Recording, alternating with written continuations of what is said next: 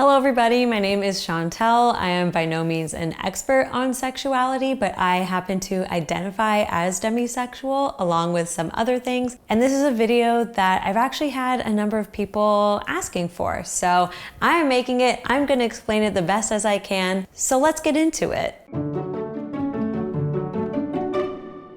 So I want to talk about what it means to me to be demisexual. I personally identify as not straight, queer, pan, gay, whatever. I'm also a cis woman, meaning that I identify with the sex that I was assigned at birth, and I'm monogamous. So now you know everything about me. One of the reasons why I like keeping my labels sort of vague and in the vein of like, queer, not straight, whatever, is because I'm also on the asexual spectrum. And so I feel like labeling myself just as pansexual erases my asexuality. Hi, James. James, how do you identify, buddy? No? Okay, bye. Well, it's really important to know the difference between sexual and asexual. I'm currently on asexuality.org and I'm going to read you the definitions that they give because honestly, this website helped me a lot. Sexual attraction. Desire to have sexual contact with someone else or to share our sexuality with them. Sexual attraction does not need to be based on appearance and can also develop gradually over time. How they define asexual is this: someone who does not experience sexual attraction or an intrinsic desire to have sexual relationships, or the adjective describing a person as such. So it all just comes down to the desire to want to be sexual and the desire to not want to be sexual. If you're a sexual person, you desire sexual contact and want that with other people. And if you're asexual, you do not have those desires. James? Since there is an asexual spectrum, because honestly, everything is a spectrum, I fall into demisexuality, which means that I don't really identify with either side of that spectrum, asexual or sexual. Demisexual is defined as this: someone who can only experience sexual attraction or desire after an emotional bond has been formed, or the adjective describing a person as such. This is different from the choice to abstain from sex until certain criteria are met. Meaning that if you have your own personal criteria that you put on a person, like a 7-date rule, no sex before marriage, that's your own personal choice. Whereas your sexual orientation is not a choice. So basically, I only experience sexual attraction to someone after that emotional bond has been formed. For me, this means that I don't really have that many crushes or crushes that I would want to act on and do things with. You know what I mean? There's only been a handful of people in my life that I feel emotionally bonded to enough to experience that sexual attraction. On one of my videos, I had someone comment a question that said, can I still be a lesbian and be demisexual? And the answer is yes. There are multiple sides to our sexualities. We have our sexual orientation and our romantic orientation. Another way to classify your sexuality would be homoromantic and demisexual. Homoromantic, meaning that you are attracted to people of your same sex, and demisexual, meaning how you experience sexual attraction to that same sex. If I wanted to describe my sexuality in those terms, I would say panromantic and demisexual.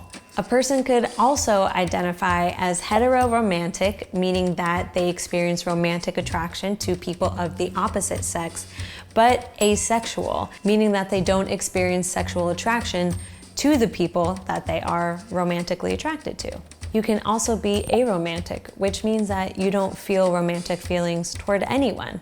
I'll be the first to admit, it's not that it's like so confusing because it makes sense when it gets broken down, but it can be a little bit tricky to know just actually how to define it, which is why I'm just reading definitions to you. I've also had people ask me how I discovered that I was demisexual. I was working at BuzzFeed at the time, and they had a speaker come in from the LA LGBT Center to talk to us mainly about trans issues, but just about sexuality in general. In her talk, she mentioned the word demisexual and was like, how many of you know that? I bet none of you know that, but it's a real thing. Look it up. It was honestly just in her opening statement, and then she went on to talk more extensively about trans issues.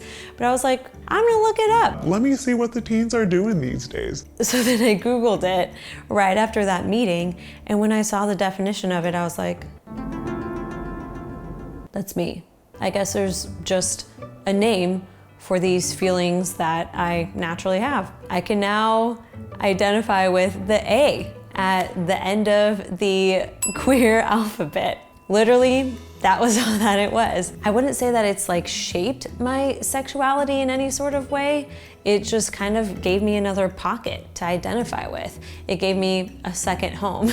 If anything, it's just a way for me to help talk about different ACE issues and bring to light that not everyone experiences sexual attraction in the same way. So should it ever come up, I talk about it, but it's not really anything that I have to lead with, because honestly, I'm dealing with everything else about being in a same-sex relationship and having to come out to everyone about that. I do think that if I identified as purely asexual, then it would definitely be something that informs my life a lot more. I'm sure that I would be getting way more questions, even just inappropriate questions about my sexuality and my romantic attractions. Out of all the times that I have told people that I also identify as being demisexual, only one person has actually known what that meant. The main time that I talk about being demisexual is when people ask me why I don't identify just as pansexual or anything like that. Sexuality is so complex, which is why there's so many different pairings of things that you can put together. There is honestly so much more to be talked about, even just within the asexuality spectrum, within the whole sexuality spectrum in general. There's just a lot because humans are complex. It could also vary just at different points in your life. These things are all fluid.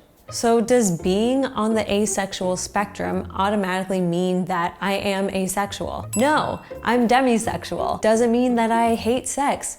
Also, definitely no. I just don't naturally have the urge to want to have those sexual experiences with as many people as an allosexual or sexual person does. This was just a super duper brief overview of what it means for me to be demisexual. If you are wondering if you might be asexual or somewhere on the asexual spectrum, watch videos like this. Read everything that you can read, because at the end of the day, only you can decide how you identify. And if you continue to have questions, feel free to ask in the comments. I'll respond and answer as best as I can. Thank you all so much for watching. I will see you next week.